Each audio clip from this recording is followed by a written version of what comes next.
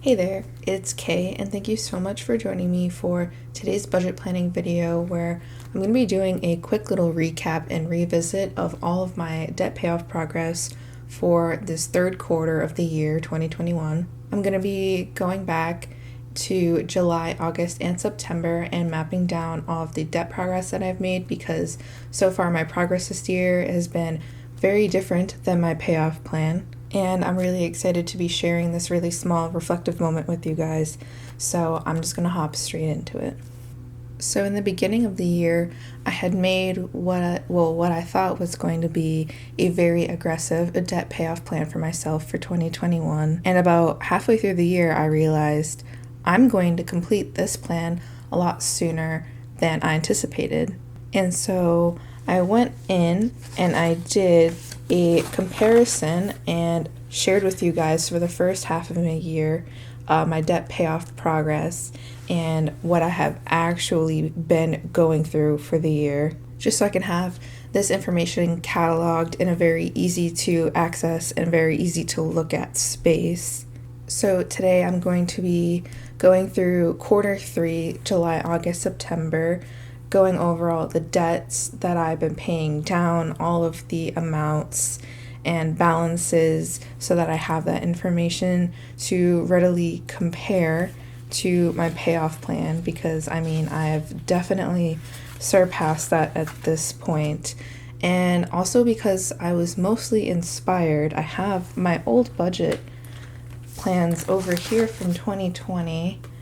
I was going through them for a little bit of inspiration because I've been feeling kind of down on my journey so far coming into these low income months and just knowing that there's not going to be a lot of movement of the balances. And so I wanted to look back on my old budget and look at my old numbers just so that I can have a much larger and broader sense of how far I've come on this journey because I have come really far. In doing so, looking back in these plans, I actually realized something. I never really made like a full-on debt confession video. I know that those are very popular, and I never made one because I never felt like my starting debt or my peak debt, because my debt has actually been kind of variable throughout my journey. Since I've started tracking my debt, and compared to other people's debt amounts, I didn't want to make the confession because I'm like, there are people who have like triple, quadruple, 10 times the amount of debt that I had, and I'm like, it's really not that trivial.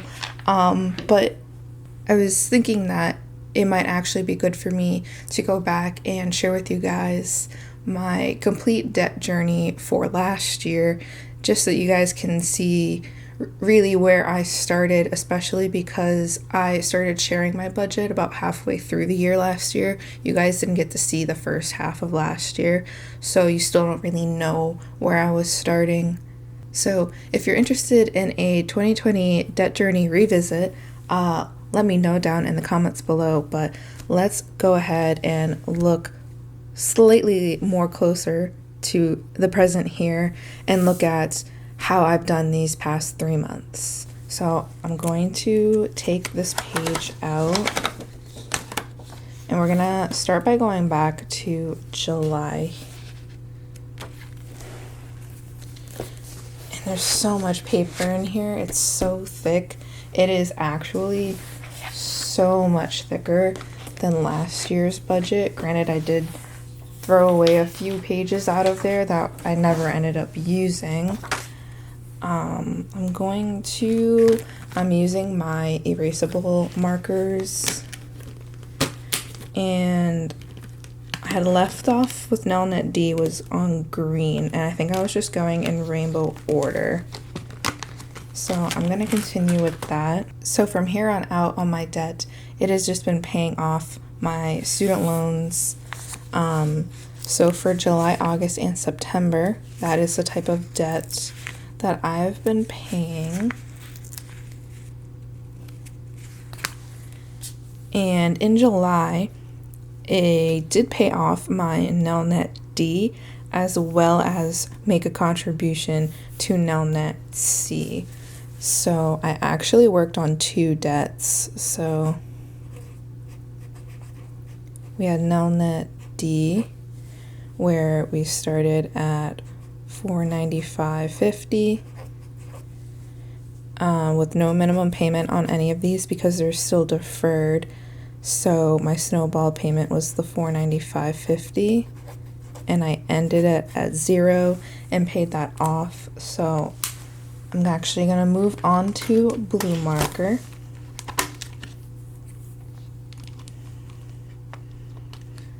I'm going to use this light blue, might show up. Let's see. Yeah, it shows up in my viewfinder. I moved on to Nelnet C. And I paid a lot into it. This was a really huge month for me here. So I started at, $1521.84. Again, no minimum payment on these. And my Snowball was $1,132.50. And I ended at $389.34, which I definitely ended up paying off in August.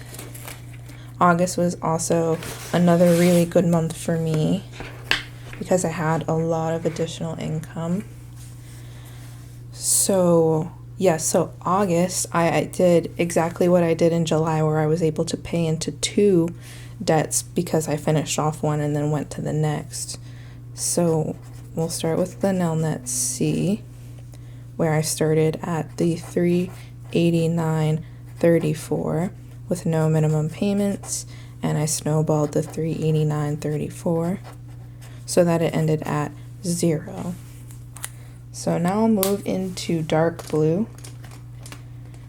so that will be the Nelnet F group.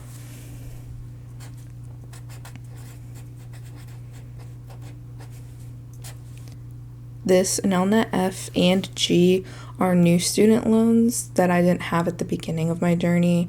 These are student loans that I took out just because of fear of losing my job, losing my tuition assistance.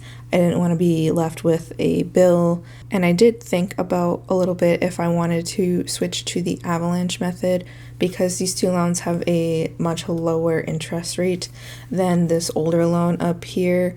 But I decided to stick with the snowball method and just pay based on the lowest balance, because I like instant gratification, although with these higher balance loans, the gratification isn't coming as quickly as it was prior. So that's kind of where I've been in just a bit of a slump with it.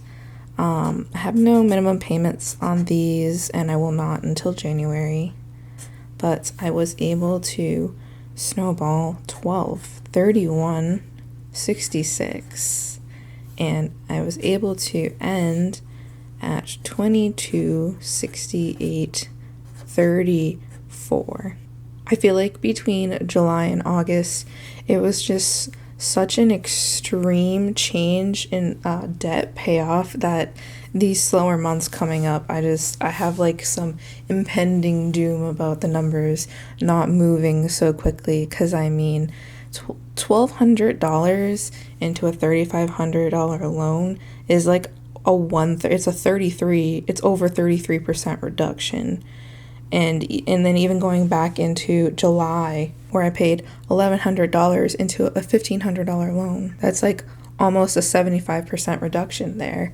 So going into September, I did set my sights kind of high, and I was just able to like squeeze it out. And I know going forward for the rest of the year, I just gotta make sure that I slow down and take care of my other priorities and not beat myself up for just doing what I can with what I'm getting paid.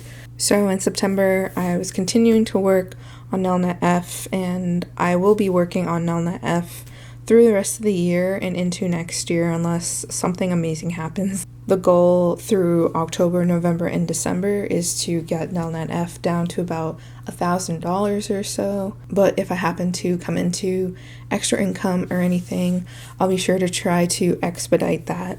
But I did come in with the 2268.34 that I ended August with, because right now these loans don't have interest and there's no minimum payment on it. And I was able to hit my $800 minimum debt goal that I had set for the month of September. So the Snowball amount was $800, and I was able to end at $1,468.34. And so I have 3 more months of the year to hit this goal of mine. And I've set this goal with the worst case scenario knowledge of my expected lower income. And if I can do it, as long as I can do it, I'll feel good. If I can do more than it, then I'll feel great. But this is where I am right now, and this is where I'm hoping to be at the end of the year. And so my original plan was to finish off Nelnet D by November or December, and I was able to do that in July. So that's what I'm talking about, where I'm ahead of my game here. I've made such incredible progress this year, just as I have last year. And going back and revisiting and reflecting on these numbers and this progress is what's really kind of helping me stay motivated and encouraged through this very long and very difficult journey so far. But if you made it to the end of this video, thank you so much for watching. I sincerely do appreciate it. You're the best. If you want to support me and my content on my journey, make sure to leave a like on the video to let me know that you like this kind of content. Also, comment down below to let me know if you do want me to go back and revisit my 2021 whole year debt journey. If you're not already subscribed, make sure to do so that you can keep up with me and continue to follow me on my journey and my budget planning habits. And I hope to see you down in the comments, and I hope to see you in the next video. Peace out.